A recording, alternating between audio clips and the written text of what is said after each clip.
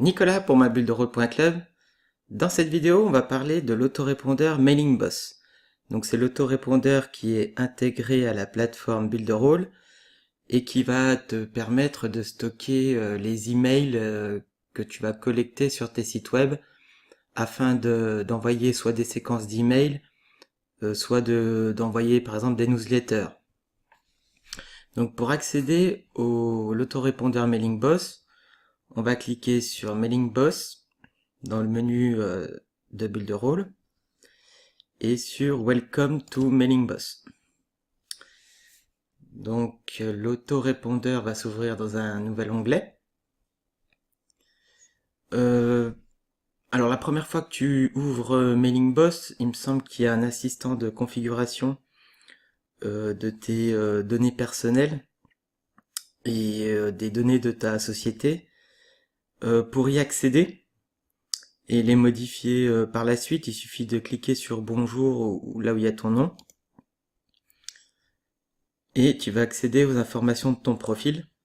Donc attention de bien configurer le fuseau horaire, bien sûr. Et c'est là que tu vas pouvoir aussi changer la langue de l'autorépondeur. Donc si tu veux le passer en français, il suffit de sélectionner et de sauvegarder les modifications. Donc en haut à droite, tu vas pouvoir aussi modifier les informations de ta société. Donc pareil, bien remplir les champs comme il faut, car ces informations vont être réutilisées dans les mails que tu vas envoyer, hein, sous forme de tag. Donc à savoir aussi que ces informations, tu vas pouvoir les modifier pour chaque liste que tu crées. Bien sûr, si tu as plusieurs business, hein, par exemple si tu as un business sur les voitures et un business sur, par exemple, les salons de coiffure, tu vas pouvoir configurer tes différentes compagnies en fonction de la liste que tu vas envoyer. Donc tu vas pouvoir sauvegarder les modifs. Et pour retourner sur l'interface principale, il suffit de cliquer sur le logo de Mailing Boss. Donc pour te déloguer, il suffit de cliquer ici. Au-dessus, on a un premier menu.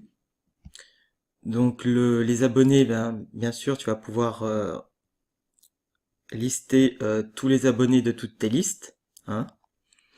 Le deuxième menu, les listes, tu vas pouvoir bien sûr consulter toutes les listes que tu as créées. Donc tu vas pouvoir les consulter soit sous forme de grille, hein, comme ceci, soit sous forme de liste, comme ceci. Tu as des outils que tu vas pouvoir utiliser sur les listes, soit de synchronisation, soit de division. Tu vas pouvoir aussi là gérer dans le menu campagne, donc tes emails que tu souhaites envoyer.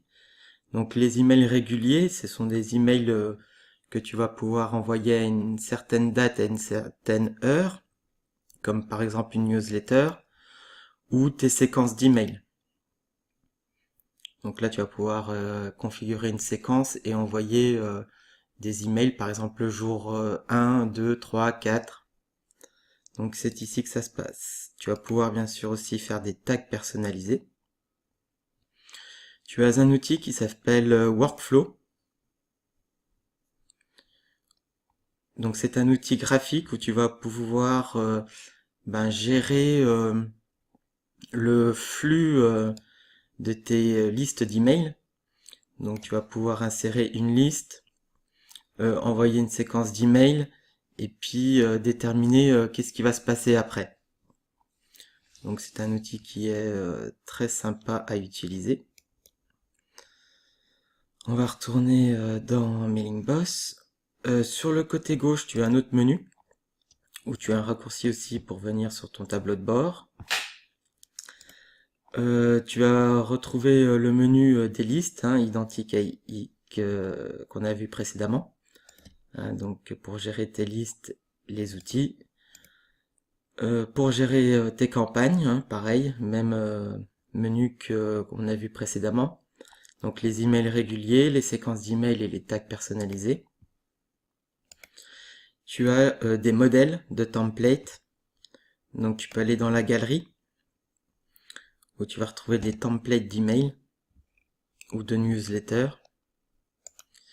Donc tu vas pouvoir les importer et puis les modifier.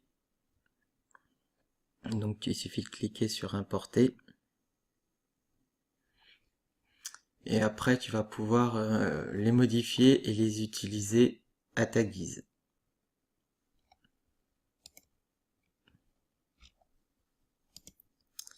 Ensuite,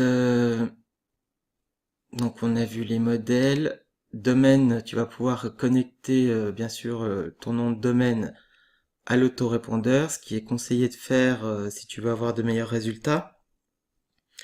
Tu as les clés API pour connecter tes formulaires à MailingBoss. Tu as un menu automatisation où là tu vas pouvoir bien sûr définir des règles. Donc à partir d'événements qui vont se passer sur tes listes, tu vas pouvoir déclencher des actions. Comme par exemple, lorsqu'un utilisateur s'abonne à une liste, tu vas pouvoir dire envoyer une autre campagne à l'utilisateur. Voilà, par exemple.